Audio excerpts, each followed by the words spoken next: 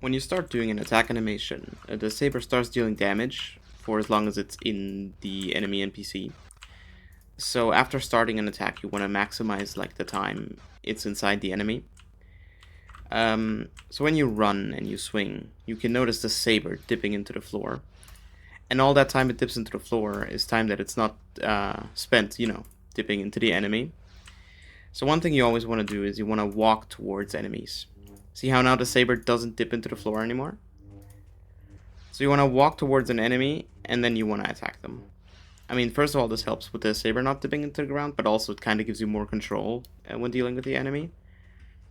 Then another thing, which you may notice, is that when you spam left click, the attack animation is really short, and half the time Jaden spends pulling back the saber, right?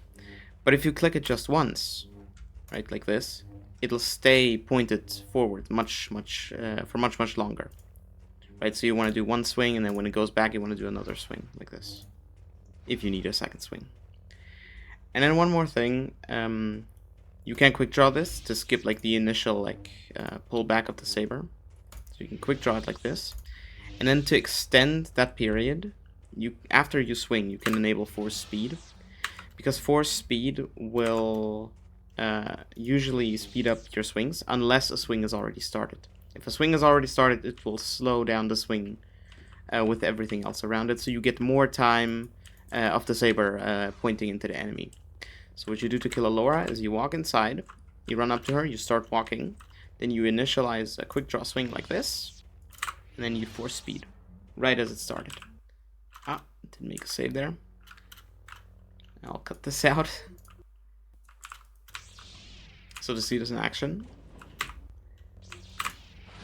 There you go. You walk inside, quick draw, start to swing, speed.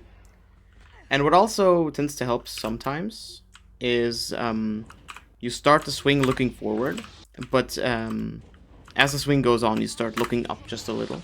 This will point the saber up towards the torso a little more.